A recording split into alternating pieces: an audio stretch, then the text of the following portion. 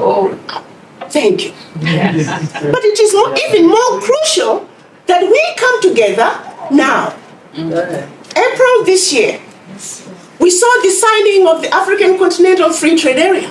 Right. This is when the African leaders came together. Finally, we are beginning to break down the Berlin Conference. The African countries finally agreed to speak with one voice and speak as a bloc. One Africa, one voice, one country, one proud and strong. So the African Continental Free Trade Area is one giant step in destroying the Berlin Conference. Secondly,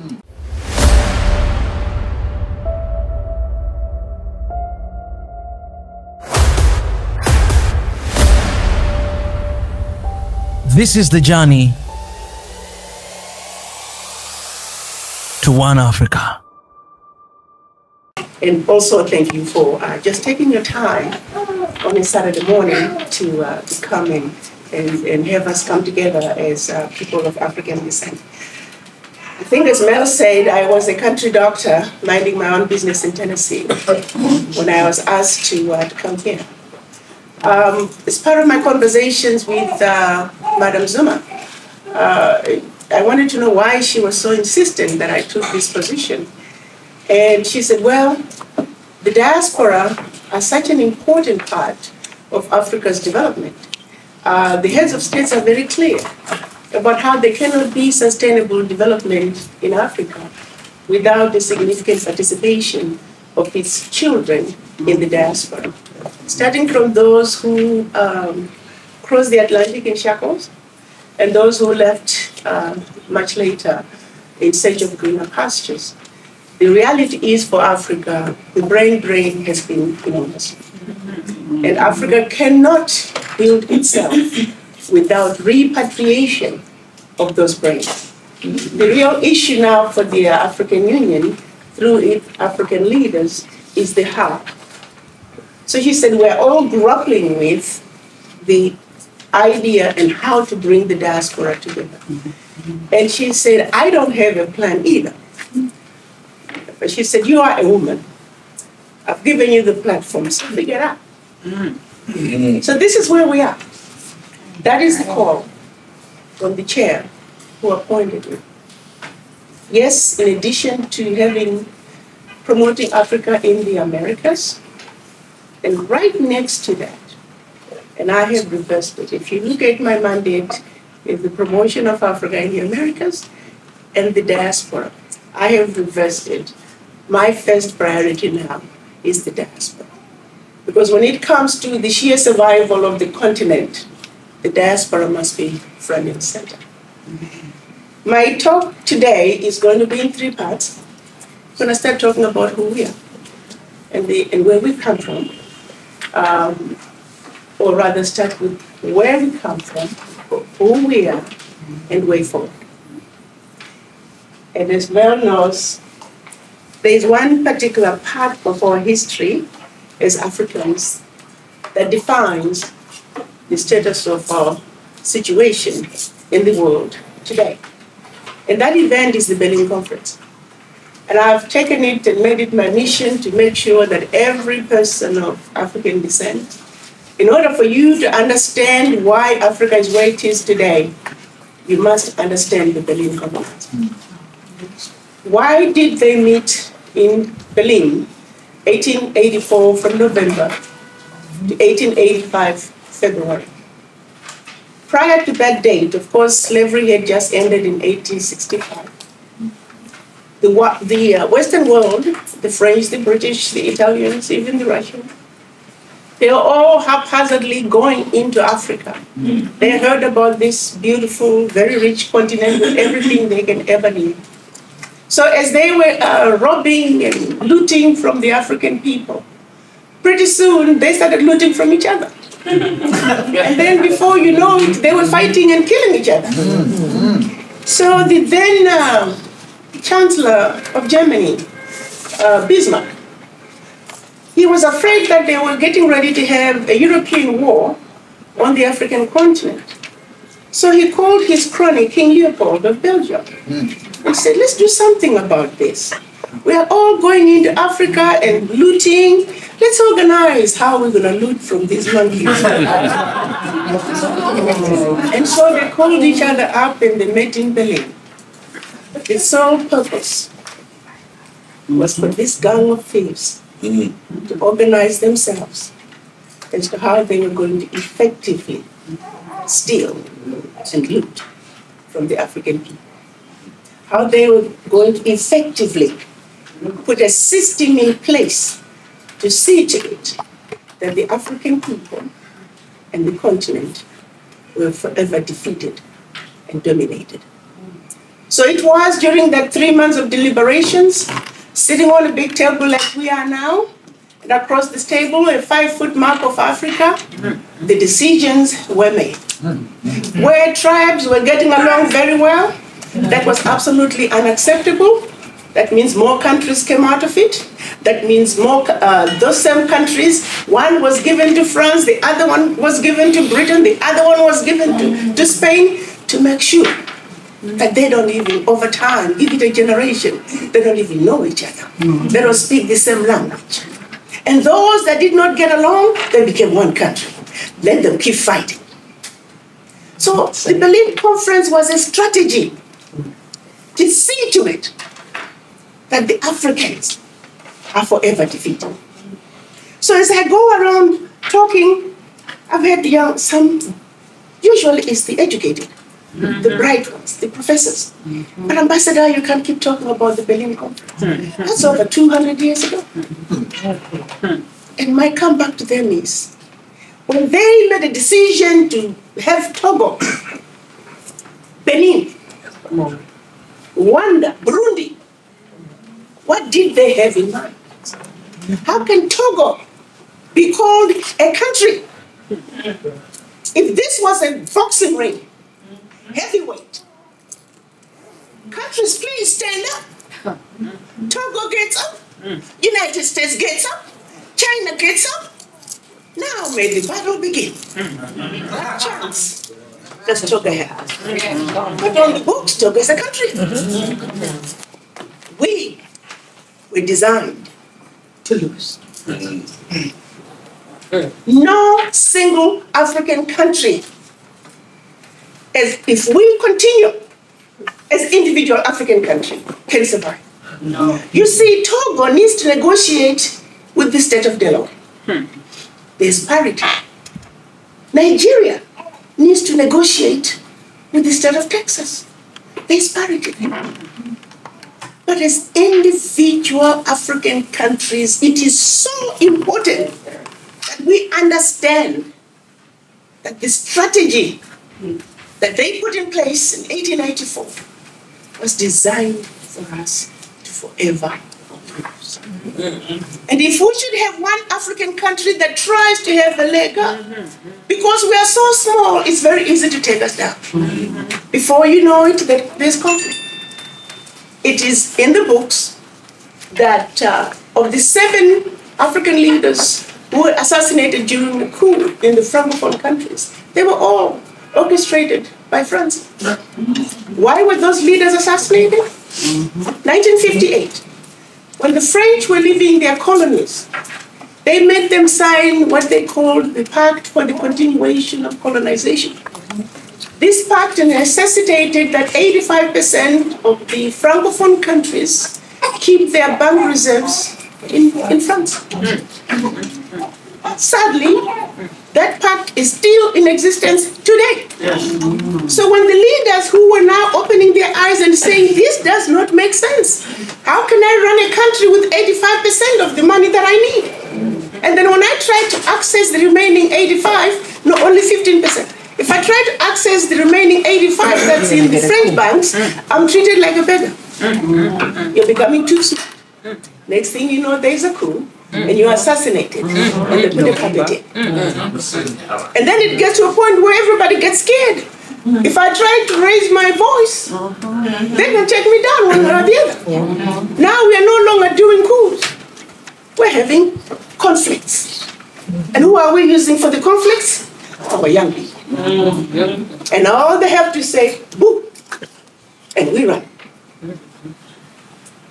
So 1964, our Pan-African leaders of the time, realizing that Berlin Conference set us on a wrong path, on a losing path, almost on a train that's going to derail. It's just a matter of when. So they met together and created what they called the Organization of African Unity. It was during this meeting that Kwame Nkrumah declared that you were not African because you were born in Africa, but rather you are African because Africa is born in you. All right. He also proclaimed that Africa was for the Africans and that African Union was not. The AU has since been renamed AU in 2002. Our African leaders meet twice a year to discuss issues pivotal to the continent. One then begs to ask a question. Why is it that 55 years later, the dream of a united Africa is yet to be realized? It goes back to the Berlin Conference. It is for the same reason that as you try to analyze other ethnic groups in this country, which is the melting pot, with the exception of the American Indians, everybody in this country has a primary anchor that is outside the United States. The anchor in the United States is the secondary anchor. So the Indian diaspora, they realize that their primary anchor is in India. This is secondary. The Irish diaspora, same thing. The Chinese, the Mexicans, all other ethnic groups, they recognize their primary anchor. 2-3 generations removed, but they know where they come from. Now let's take it home to us black people. Come on now. We're the only ethnic group that's too busy trying to run away from our primary anchor.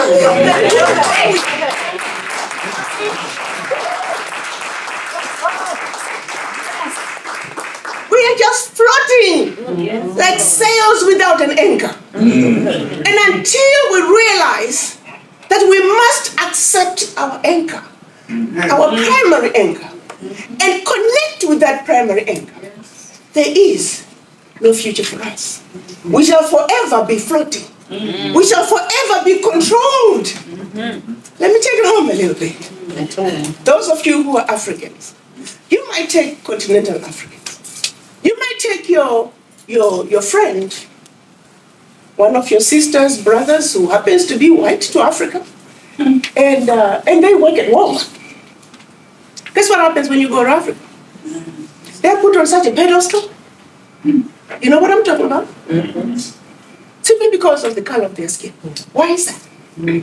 Let's take 2 black men and put them in the same room with one white man. Guess what? The 2 black men are so busy trying to distance each other so they can form an alliance. Let's reverse the table. Now, it's 2 white men and 1 black man. The 2 white men stick together like Superman. Somehow, we can't even trust ourselves, let alone each other. Why is that? And we are the only race that does that. So the colonization and the legacy of slavery that we have gone through, it is deep.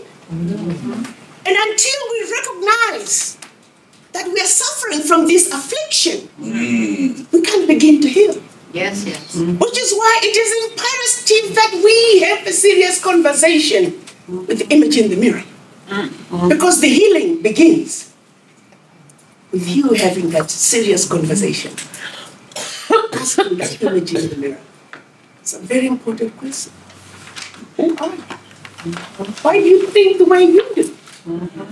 I attended a family gathering with one of my friends, African American, and 2 of the family members came in dressed in dashiki. And one aunt particularly took umbrage to that. wanted to know what's up with these dashikis. She felt that this was cheapening their event. Because the two cousins came in dressed in dashikis. So our issues are huge. I was addressing a group of young people, and they were talking about DNA testing so you could know where you're from in Africa. These were young African diaspora, African Americans.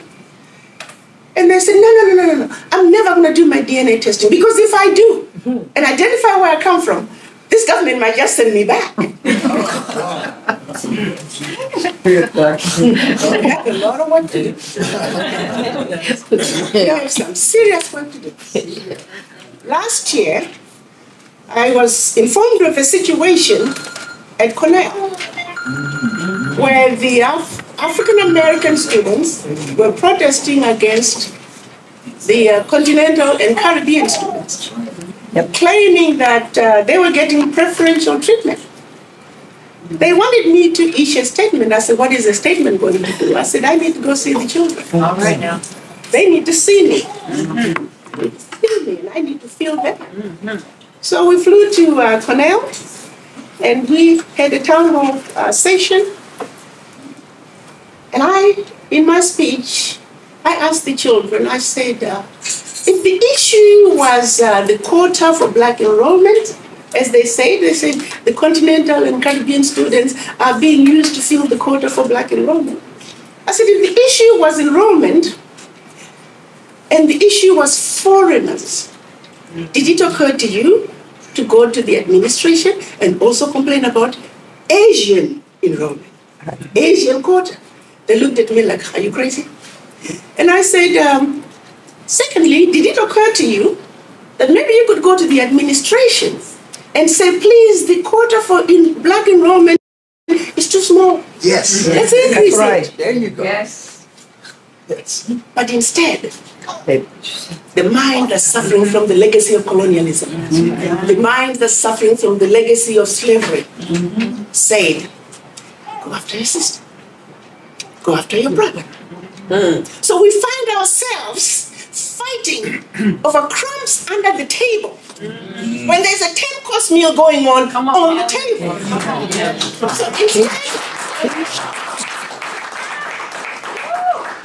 how do we get ourselves out of that mindset? It starts with that conversation, with the image in the mirror. And when it comes to our children, we have a responsibility to let them know that you're not in a good place, that your thinking is in the wrong lane. And we have a responsibility to direct them into the right lane. Yes. But how do we direct them if we ourselves are in the wrong lane? That is where our problem is. The question I have is, as diaspora, some of the most, I like to say, beautiful, intelligent, sophisticated, highly adaptable, and totally indestructible people I know. Why can't we get this right? We don't need anybody. We have ourselves. And all we gotta do is come together. Let me give you a simple example. I was talking to a group of bishops. I said, bishops, I found out that $15 million leaves black churches every Sunday. And by Monday, they're all lined up to deposit it in white bags. Some even drive past a black bank. Can you imagine if these monies have been going into black banks for all these many years? Our banks will be in a different place. You see, others take that money and fund each other. I don't know how many of you remember when President Trump met with the African leaders. He said, my friends go to Africa poor, they come back rich. And then I had others calling me to say, well, how could he say ambassador? I said, the man said the truth.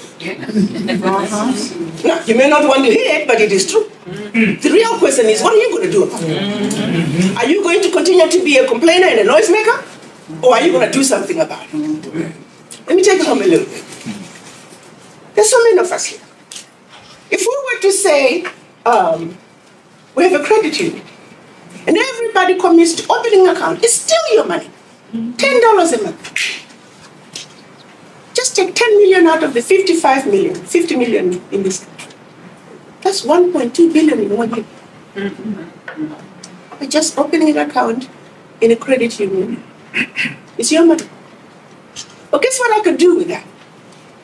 I can then turn around and go to the African Union and say the diaspora in America are sitting on a credit union with $1.2 billion, and everybody would have only been put into it, your account would only have $120. No brainer. Guess what can come out of that? Oh, thank you. Yes. But it is even more crucial that we come together now. April this year, we saw the signing of the African Continental Free Trade Area. Right. This is when the African leaders came together.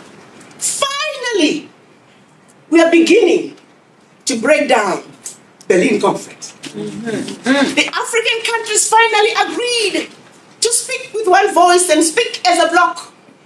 One Africa, one voice, one country, one proud and strong. So the African Continental Free Trade Area is one giant step in destroying the Berlin Conference. Secondly, they also signed the Protocol for the Free Movement of People, which means regardless of where you were born in Africa, you're free to go and live and work wherever you want within Africa. Both protocols are currently now being ratified. Let me explain the process. So of the African Continental Free Trade Area, first the president has to sign and agree. Out of the 55 countries, we have 50 that have signed up to say, yes, indeed, we're on. And out of the 55 countries, we only need 22 countries to ratify. And already 6 countries have ratified. They're ready for implementation. So we are hoping by December, we will have the 22 ratifications needed in order for implementation to begin. How is the implementation being done? Already, regionally, east, west, north, south, and central, we have regional customs units. So the integration of the 5 customs units will then result in the single African customs unit. Plus many other areas that are being looked at, because you can't have a successful African Continental Free Trade Area if people have to keep changing money from one border to the other. So this is all background work that's being looked at. So when the process of implementation comes, Africanism Bank is working on that. They say we must have a single African currency. Otherwise the Continental Free Trade Area is not going to succeed. The protocols for the free movement of people, over 30 countries, heads of states have signed. We only need 15 countries to ratify, and already 2 have ratified. By ratification, that means the president has agreed in principle, yes, I want my country to participate in this. Then he goes back home and put this through parliament to sign off. Both are supposed to be completed by December. I'm saying this to say, your Africa is changing. Everybody else is watching and strategizing on how to get into Africa when this happens. And we're the only ones who are not strategizing. And I'm sure when the others are flooding, they are already flooding into Africa, we will continue to complain.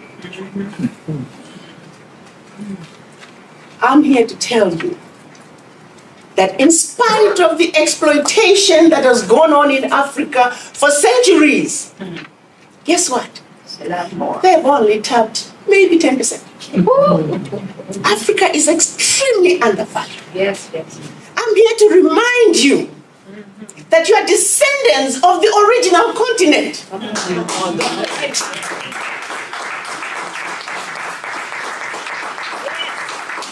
When the world was one, it was called Pangaea. Through tectonic shifts, the other continents drifted away. Come on. Guess which continent has never moved? Yes, yes, yes. So it's not by surprise that we have everything and anything the world needs. Yes. Yes. Diamonds, check. Gold, Check. Check. oil, Check. cobalt, Check. vibranium. Come on. Check, check, check, check, check.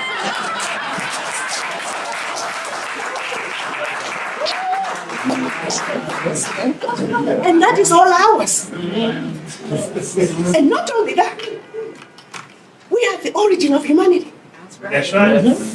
Humanity as we know it. The genome that runs in your blood, in your veins, is the genome of originality. Why then would you allow somebody to make you feel less than perfect?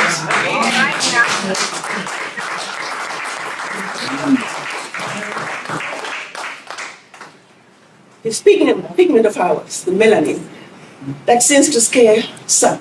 Yes. It's original. It's a sign of originality. Anything else is lack thereof.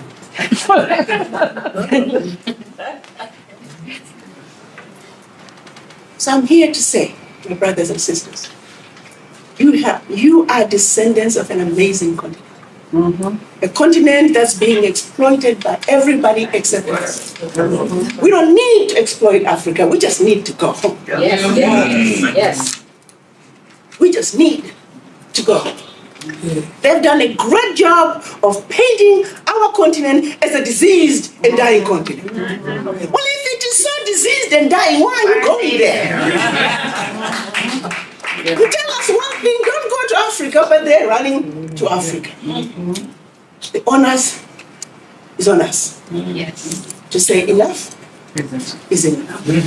That we are going to be the generation that's going to turn the corner. Because I don't know about you guys. This can't go on.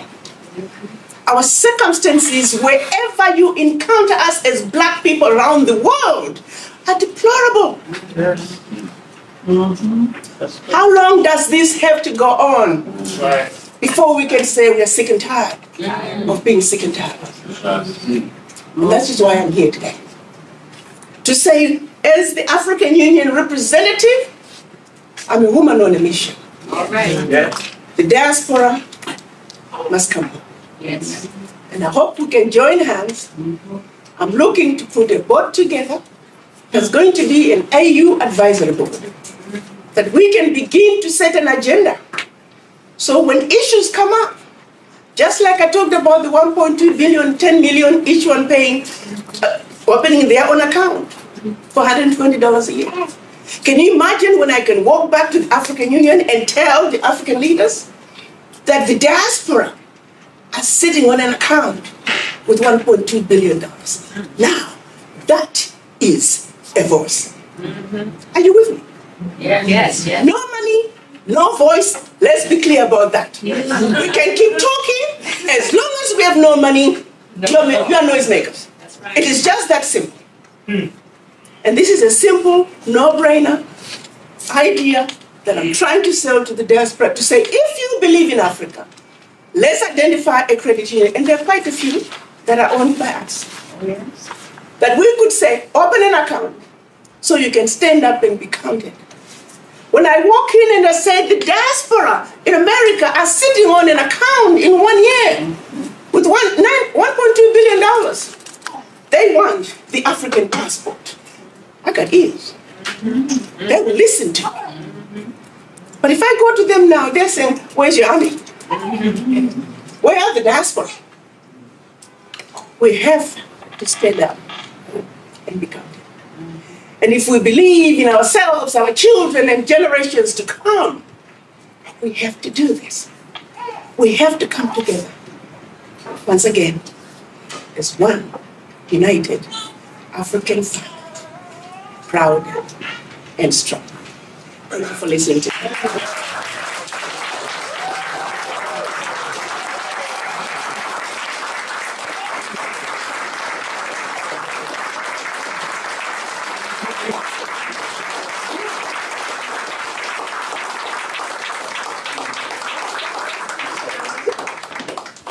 take a moment.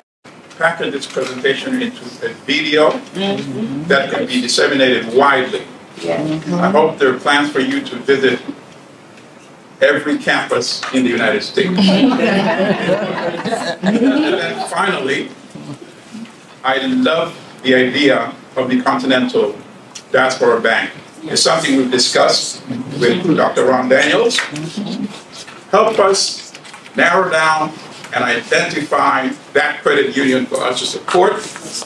I'm ready to write my check today. Thank you, Madam Ambassador.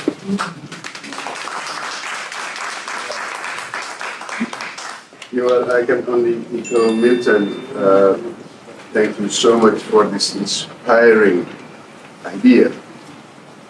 We've known this office for over a period of time now, and we have always struggled to find a way to get the word out, to chart a way so the diaspora can have a message around which they can rally and take it out of the ivory tower to bring it actually where the people are so we could do something. So you're sounding like we could do something finally. And how can you practically, with this forum and some others, African organizations and African individuals, be able to actually materialize this idea of an African bank or an African credit union? How do you see the steps actually being actionable? Thank you, my brother. My plan is to continue to run around like a chicken without a head. Last night I came late because I had to address a group of diaspora in Washington, D.C. I'm here today. On Tuesday, I'm going to Charlotte. From Charlotte, I'm going to Jackson, Tennessee, believe it or not. Then I'll end up in Nashville. From Nashville, I'm ending up in Philadelphia and then Reading, PA. Then I'll be back, Boston. To answer both your questions about the credit union, in Boston, there is a group of diaspora who have started just finished registering a fairly new credit union. I'm eyeing them. So I'm also going to be meeting with them when I'm in Boston on the 6th to try and see how we can work together and support them as AU, and let's use that as the credit union that we can all rally on. Just open your account and just deposit your money. So I'm eyeing the one in Boston. There's another one in Mississippi, but I'm tending to lean more towards the one in Boston, unless others do come up. That can be by recommendations. And also in terms of trying to say, how do we bring this, how do we actualize it? Again, I'm hoping by the end of the year, and I'm going to be counting on all of you, we need to have an advisory board that meets quarterly to decide on way forward. For example, with this credit union, it is the advisory board. These funds, we agree they're going to be used for bigger projects. I equate an example of somebody wanting to get a gas station. That's all nice and good. But why do you want to get a gas station when you can own an oil rig? You see, whereas before, it seemed like it's so far-fetched that we can't own an oil rig. Guess what? That's why I'm here. I'm here to open doors. When the diaspora are together, I can open just about any door you want. I can think of opportunities right now. I was just in Zimbabwe. There are mines that the president would like to see opened. Just come and start working. This is true. These opportunities are all over. But because of a little bit of money, we are not able to access them. With that $10 a month, Yes. organizations can own a gold mine. You can own several gold mines. You can own cobalt. I found out Zimbabwe has the largest reserves of iron ore. 45 trillion metric tons. I didn't know that. The next largest is Australia with 33 trillion. They need a mine to mine the iron ore. great opportunity. Great opportunity. And getting started, I was looking at the figures, it's a no-brainer. Together, we can do that. I could go from one country to the other, to the other, to the other, and present opportunities that diaspora can get involved in. But that can only happen when we come together. So that's one area. The second area, I have done a presentation to the chairman of the African Union, and presenting my vision and the programs that I would like to implement, and some I am in the process of implementing. But the biggest one that's of particular interest to me is the Wakanda villages. And I renamed it Wakanda after Black Panther. Remember what Madam Zuma said to me? She said, figure it out.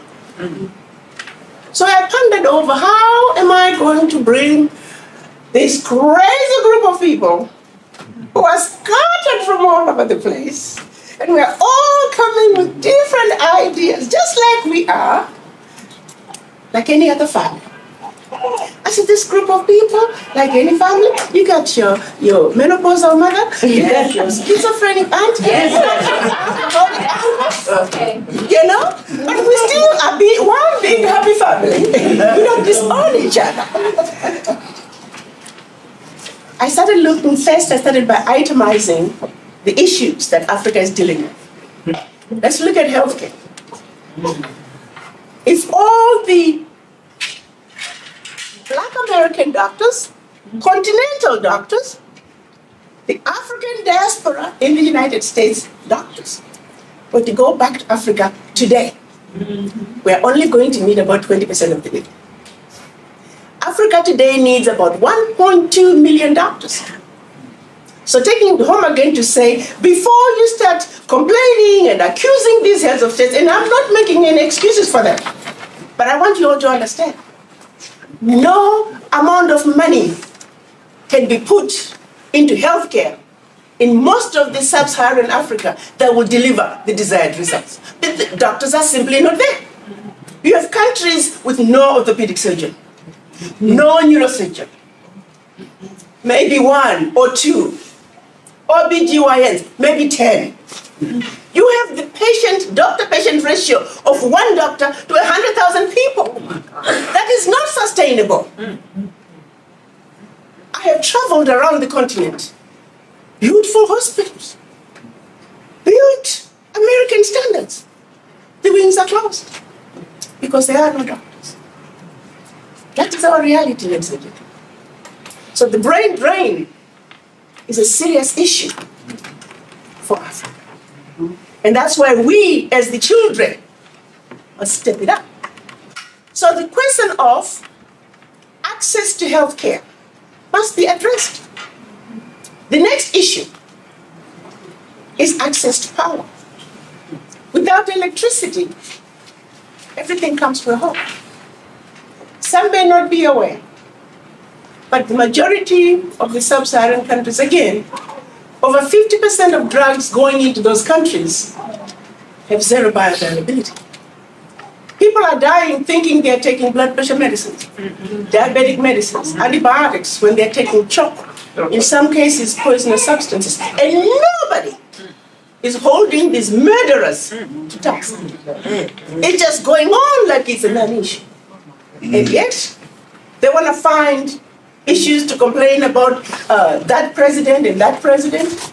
They want to talk to me about corruption in Africa, which I'm not saying we don't have. But I'm saying while you're talking about corruption inside Africa, let's also talk about the corruption coming from the outside. Because it takes two to tango. I can't be corrupt by myself.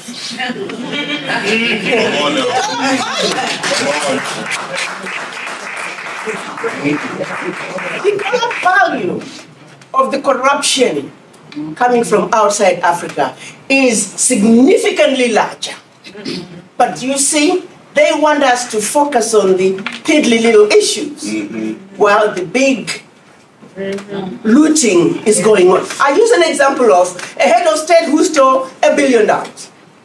So there he is, walking right past me, carrying $1 billion in his briefcase.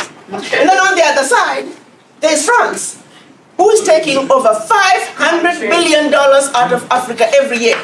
So here comes France walking by with $500 billion in his briefcase. You want me to spend my energies on this one with $1 billion? While completely ignoring the one with $500 billion and has been doing it for centuries? Come on now. I know. There's something wrong with this picture. But they want us to be completely blind of what France is doing. You want to buy a cabbage in the Francophone countries? It's from France. You walk into the grocery store of most Francophone countries, it's all from France. The oil, discovered and yet to be discovered. The minerals, discovered and yet to be discovered. They all belong to France. And the Francophone countries get royalties. Are you getting my point? Yes. That rather than finding ourselves, say they're complaining about somebody who bribed you trying to get your visa to go to Nigeria, let's talk about the real issues. And that's where we need to begin. Our 500 billion must stay in the continent. Maybe we won't need to bribe anybody. But there's some bigger issues that we, as children of Africa, must understand the games that are being played. So going back to what I was trying to say, now, which questions are we answering? So healthcare, the idea of building what we're calling the diaspora centers of excellence, where we, the diaspora, what is needed in Africa is capacity building. And we as the diaspora, we have a responsibility. While we may not want to go and relocate to Africa, but you could take a contract, go teach. So if you're a doctor, we want to open a 1,000-bed hospital. The beauty is that now I have 2 presidents competing. Zambia was the first one to give us land.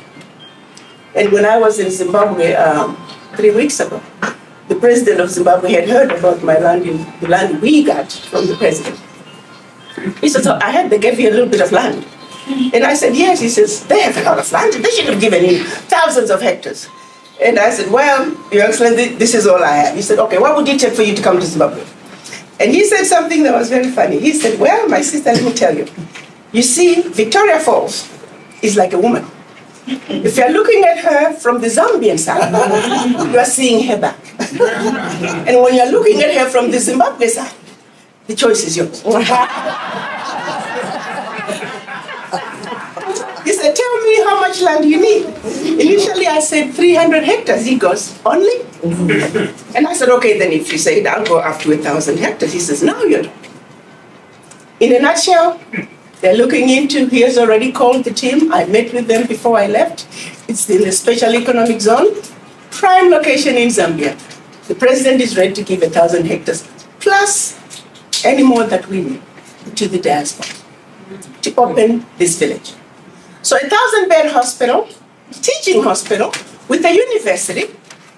Do you think we can have problems running those 2 entities? Absolutely not.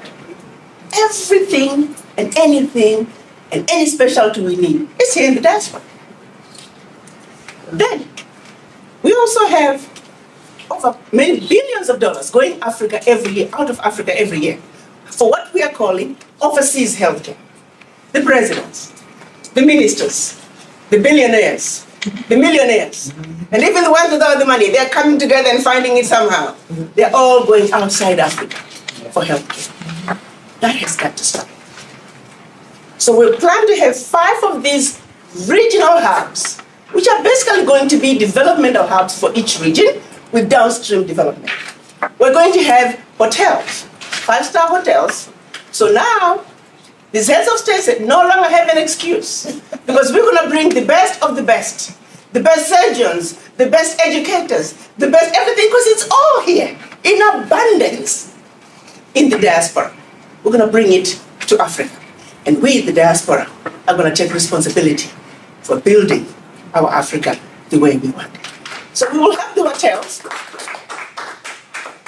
The hotels are going to be part of it. Not only are we doing health tourism, but we're also promoting tourism in Africa in general.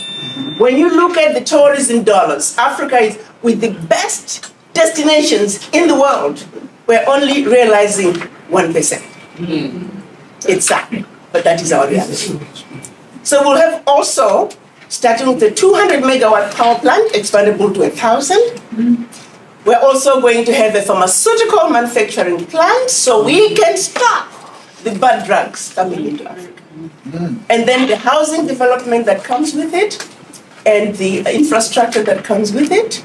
It will be a modern, quote unquote, village. It's really a mini city with roads that are ready for self-driving cars, monorails to go around the village, and all of it master planned by the diaspora. This was well received by the African, the chairperson of the African Union when I did my presentation.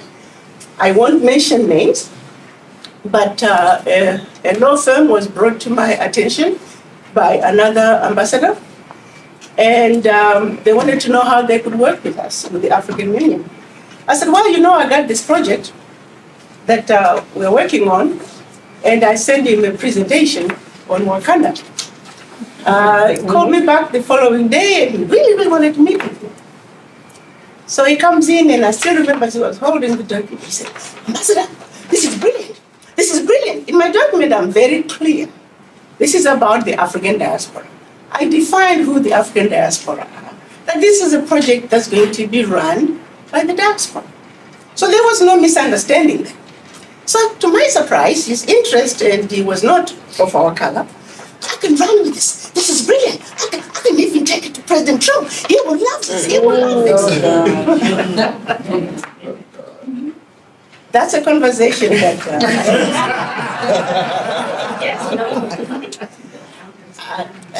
may I just say, the interest was quite amazing. Talking about they can take this to Congress, they can get this accepted as a program. Can you not record that? Cut off. Cut that out. I need to see the camera now. I would want the ambassador to say something about what she's envisioned for you. One of the things I noticed about most of the people sitting around the table, a lot of them got gray hair. I don't see enough of them who are 25 and younger. I saw a little young baby there, but I don't think the baby qualifies. But I know you have engaged a con. You've engaged some of the NBA basketball players. We had David West in the audience last week, with TJ Warren from the Phoenix Suns, and I tried to get myself a contract with those guys, but they wasn't listening to me. But I'd like to hear what your vision is for generating support among the next generation and preparing them to assume their role. Also, women. I know women have been at the forefront of your mission, and you have worked to empower women in the diet. Maybe you can say something about that. I'm hoping out of this group, I see a summit coming where we're not talking about agonizing, but we're talking about organizing. And I see a summit of like-minded people around the country. I see it next year sometime, but that just might be me talking. But maybe you could respond to that. The youth, of course, are extremely important, not only within the diaspora in the United States, but even on the continent. So what we have done for the youth, we're establishing Pan-African Diaspora Youth Association. And for women, we've started in DC. We have a fairly active Pan-African Diaspora Women Association. And we tried to have a Pan-African Diaspora Men Association. They met twice, and then they called me and said, well, Ambassador, can we just not meet with the women? You men are useless. Without the women. That was too funny. But we're still, now they're calling me back. They said, Ambassador, please, we need to get this done. So we're going to be having, we're going to try again to get the men to organize. Of course, it will be an AU Diaspora chapter. But the reason we want to organize the communities further into the youth, the women, and the men is to say when we start messaging, if it's an issue or information that is for the youth, we want to be able to reach only the youth. If it's information about opportunities for women, we want to reach only the women. The men, I don't know what category you call them. Nobody wants to do anything for you guys. I think it's because they are intimidated by black men, I suppose. But we want to be able to organize ourselves so the messaging is easy and clear, but also professionally. So as you register, you can go to AUWashingtonDC.org and just register. And make sure you put your profession there. So we want to be able to say, if we need to reach out to orthopedic surgeons, the message goes to orthopedic surgeons. If we want to reach out to history professors, the message goes to the right people. So our communication is smoother and cleaner. For the youth, we had to go and request the State Department to see if we could access the YALI people, the YALI fellows, when they come annually. They gracefully accepted the request. And so we had our first African Diaspora Young Leaders Summit. It was a resounding success. Unbelievable. These young people, they're still sending emails, they're coming, stopping by the mission. And in general, they're saying it's the best summit. Some of them have been coming. They were invited to come back 2-3 years back. And in general, those who have never been to Africa, they're saying this is the first time that I can now say I have a phone number of my brother on the continent. That if I should decide to go to the continent, I have somebody to stay. They created the relationships that are needed. How can we link up if we don't know each other? So the Pan-African Diaspora Women, so we're hoping with the youth, we're going to continue to encourage them. They've now created a platform for the youth, the ones from the continent and the ones in the diaspora. We hope that continues to grow and they can continue to network. When they come together, it becomes easy. For example, 5 of them happen to come same day, different times, to come to the office. And one of them, the very first one, he said he was going to be going to Charlotte. He lives in Nigeria. He's flying into Charlotte and then go on to drive about 2 hours away. I said, oh, guess what? I'm also going to be in Charlotte. He's arriving on the 20th. I said, well, can you wait for me? I'm going to be in Charlotte on the 21st. Let me see if I can get you accommodation. The long and short of it is, the company that I'm going to tour, it has these solar-powered units that can light up 5 rooms, a refrigerator, a TV, and a stove, plus, of course, the electrical outlets. This company is willing to send a container as long as somebody can manage it. And the clients, they pay $30 down and $10 a month, pay as you go.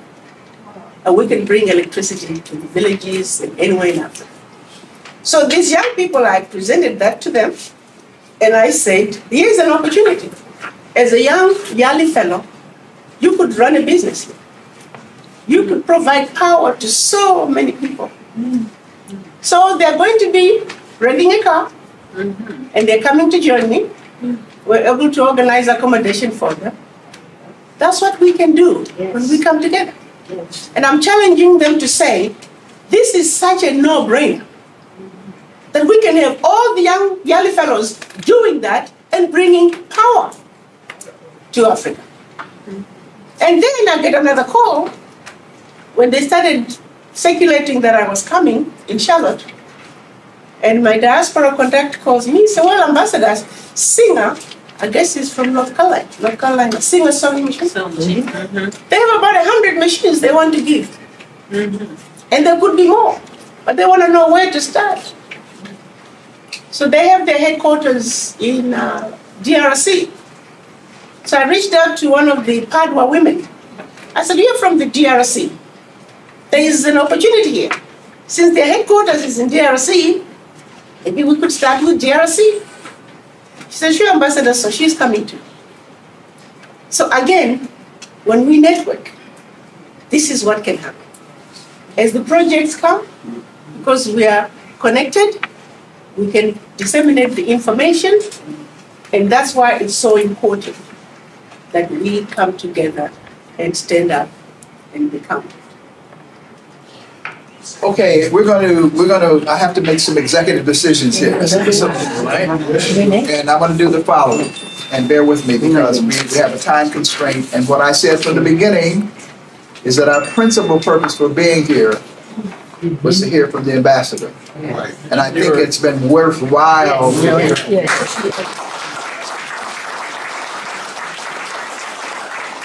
I want to say a couple of things, and then I'm going to talk about how we proceed. Number one, I want to just apprise people that based on a conversation that we had, Mel and Don Rojas and I, a few weeks ago, we got together and I wanted to visit with Mel and go over a number of questions and issues because we've worked together over the years on a number of projects. And out of that, it was agreed that that Don Rojas would actually come and meet with Maureen, right? And so I just want to amplify what that means. Because Don Rojas, who sits here, as many of you know, and those of you who don't know, we have some young people back there who may not know, we're going to have you all introduce yourself, was the Director of Communications for Maurice Bishop and the People's Revolutionary Government of Grenada. Yes.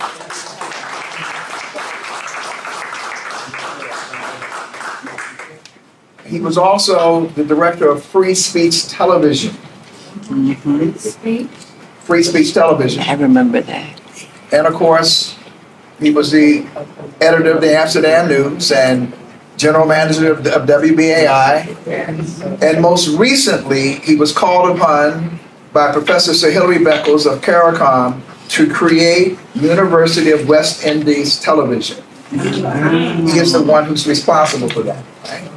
And I say that because of the assets that are in this room, so that when we talk about Don having the communication that you're already having, Mamadou, who is a world-renowned communications person, and so what I'm saying is, Mamadou, in your excitement, let's coalesce with Don, and then we start reaching out to other people so we can work with concrete. Our dear beloved sister, who's the Director of Communications. So that's a concrete networking piece that we want to pull together. I just want to say parenthetically, Boston is, when you met in Boston, we knew of your visit there because Dr. Jemadari Kamara, who you met there, is on the board of the Institute of the Black World 21st Century. He is one of our board members. And that formation is similar. That's the other formation in the country that's similar to this. The they call it something, we say dialogue, they call it the Pan-African Forum there. So we're very familiar with that and have lots of contacts in Boston as well. I also want to say that we need to arrange a webinar with George Fraser and the Power Networking Network. He has something he convenes every year called the Power Networking Conference. George Fraser has the largest group of black professionals in the world, 65,000 associated with this network. Many of whom would be attracted to interfacing with. So we need to, the conference is not until next year, but the urgency at the moment suggests that I would like to facilitate a conversation with George Fraser and a webinar with some of his key people, because there are people in there who have significant resources, that they could be plugged into some of these specific projects. So I just wanted to mention that as a piece as well. And of course, those black banks that you just referenced, they are most recently with the African Methodist Episcopal Church have launched a major initiative to aggregate those black banks. Reverend Jonathan Weaver. Yeah, well, Weaver, there's a whole bunch of folks like that we're all connected with, who could be, very, but they just launched there's a whole thrust in this direction that that's moving. So I just wanted to signal that, and also to say that I think the idea of this advisory committee is wise, because as you navigate all of the dysfunctionalities and the this and the that and so forth, it is good to have some people who can help your eyes and ears and help to do that as well. What I'd like to do in the interest of time is to say this. There's no way that we can complete the agenda that we have as stated, right? This is just not functional. And so therefore I think we need to do we'll make a modification. We may have to have a special meeting, or we may have to do something along those lines. We'll figure that out. Before I do anything else, though, I do want to let those persons who joined, and some of them are young people who have come at the behest of Milton Alamati and others. So those of you who have not introduced yourself, who just quickly would stand and introduce yourself so that the ambassador might see you. There are a range of organizations who are here today who just introduced themselves. And this body, and in your packet you'll see a mission statement, is one that we have been working on for a number of years, which represents the bringing together of various constituents of the African diaspora, recognizing that that diaspora is diversifying and is no longer what it once was.